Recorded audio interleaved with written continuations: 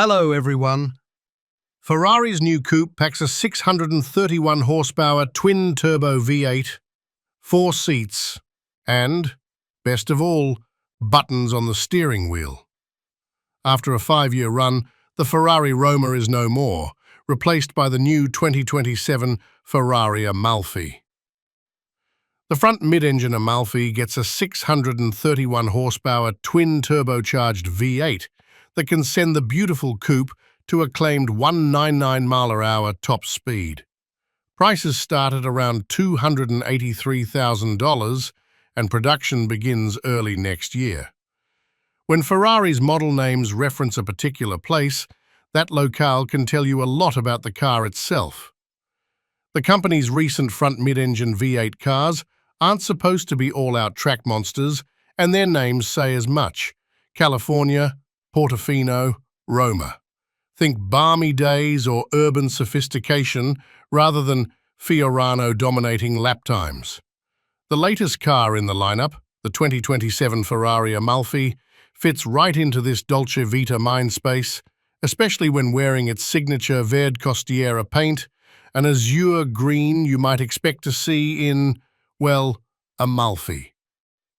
While it's difficult to drive very fast on the actual Amalfi Coast, with its narrow roads draped over cliffs that plunge to the Mediterranean, the namesake car has the goods for a serious turn of speed.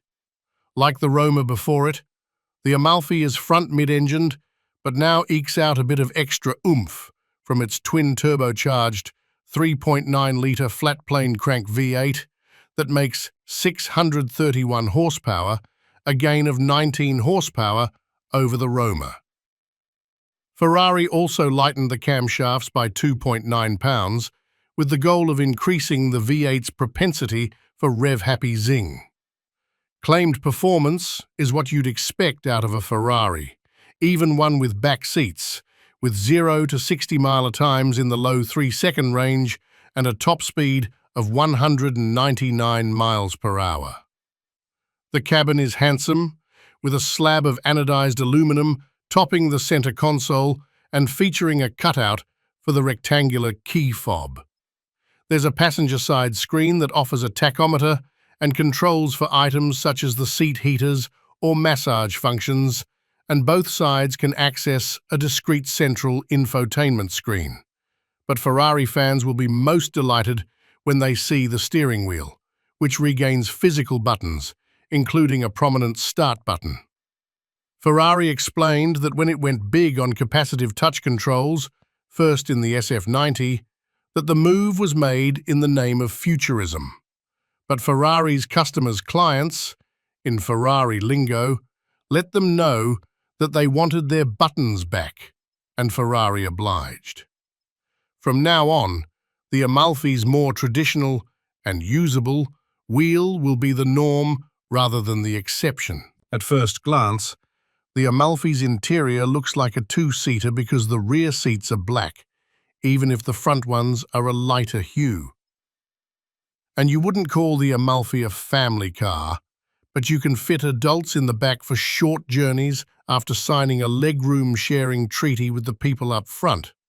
Mostly the back seats will probably serve as a handy place to throw groceries or a gym bag, but the trunk also offers enough room for a couple of carry-ons or, notably, a bag of golf clubs. There's a scooped-out space back by the driver's side bumper that'll accommodate your one wood without breaking it in half. Outside, the Amalfi retains the Roma's wheelbase and basic proportions, with the front end being the most immediate tell that this is a new model. The Amalfi adopts the F80's consciously non-anthropomorphic style, with no grille and the bodywork between the headlights blacked out to avoid the 2 eyes and a mouth visual. The spokes of the wheels appear solid from the front, but the backside of each spoke is hollowed out, which saves some weight, sure, but also looks cool. The Amalfi's short rear deck lid conceals a motorized spoiler that operates in 3 positions: down for low drag, medium, and high downforce. In the last position, the spoiler makes 243 pounds of downforce at 155 miles per hour. It's fully automatic, so you can't just raise it for profiling at the Spago Valley line. The Amalfi's base price is €240,000, or about $283,000, depending on the exchange rate. The Amalfi's natural competitors are the Aston Martin Vanquish and, less directly but still in the same psychological sphere, the Bentley Continental GT. Will there be a convertible?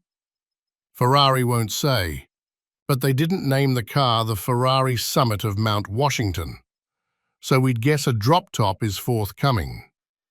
The Amalfi goes on sale in Europe at the beginning of 2026, with US deliveries soon thereafter.